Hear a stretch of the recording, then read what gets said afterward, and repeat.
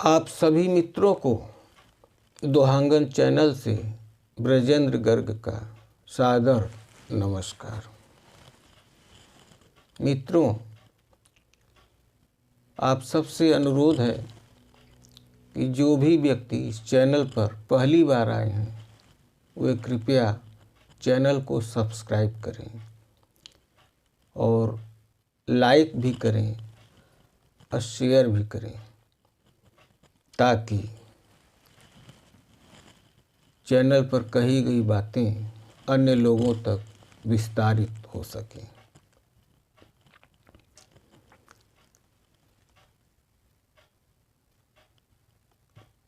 पिछले 8 अंकों में 8 एपिसोड में मैंने नवधा भक्ति के 8 प्रकार की चर्चा की। आज 9वीं और अंतिम भक्ति का उल्लेख करूंगा।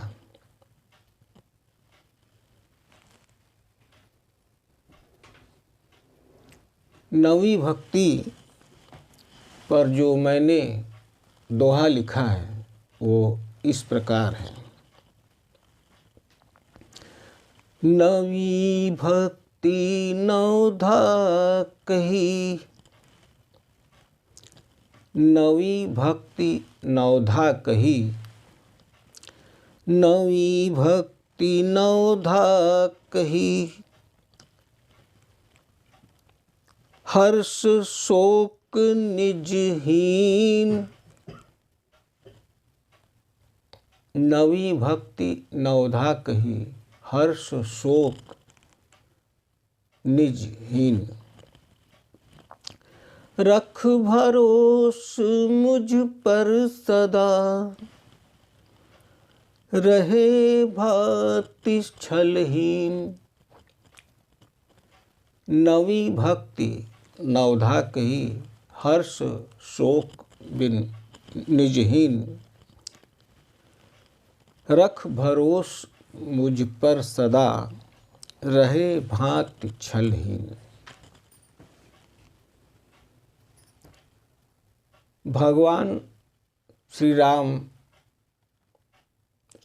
माता शबरी को 9 प्रकार की जो भक्ति का गुण बताते हैं, उसमें ये अंतिम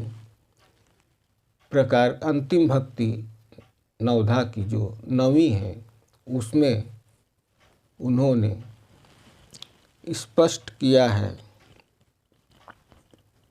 अर्थात नवधा की 9वीं भक्ति यह कहती है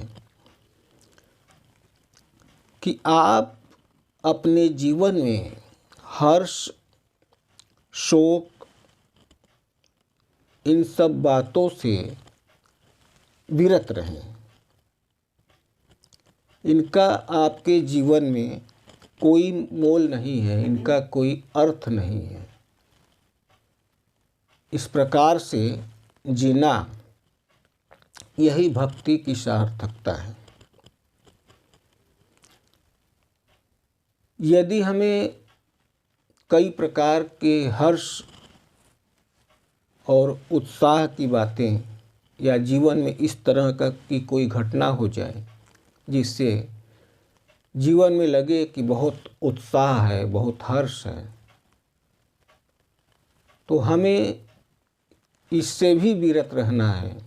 और यदि शोक हो जाए, कितना भी बड़ा शोक हो, तो हमें उससे भी विरत रहना है। और इस प्रकार आगे कहते हैं भगवान श्री राम कि रख भरोस मुझ पर सदा। इस प्रकार का आचरण करते हुए और ईश्वर पर भरोसा करते हुए आपको अपने जीवन में कार्य और व्यवहार का आचरण करना चाहिए। और इसके आगे एक और है कि रहे भांति छलहीन।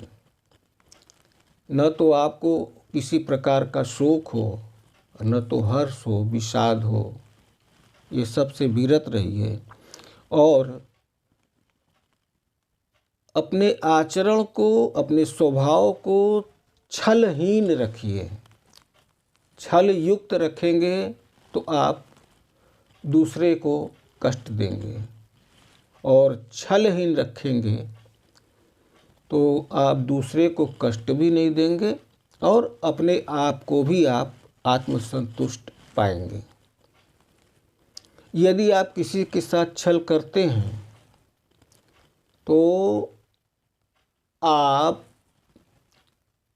उसे भी कष्ट पहुंचाते हैं और उसे कष्ट पहुंचाने में आप अपने को, अपनी आत्मा को भी कष्ट पहुंचाते हैं। अर्थात आपको धर्म के प्रति सापेक्ष भाव रखना चाहिए। यह सापेक्ष भाव आपको ईश्वर की ओर ले जाएगा। निरपेक्ष भाव से धर्म का आचरण नहीं होता। निरपेक्ष भाव से आप न तो भक्ति पाएंगे, न तो धर्म पाएंगे, न तो मुक्ति पाएंगे। सापेक्ष, धर्म के प्रति सापेक्ष भाव रखना है तो आपको इस प्रकार से आचरण करना चाहिए। तो इस प्रकार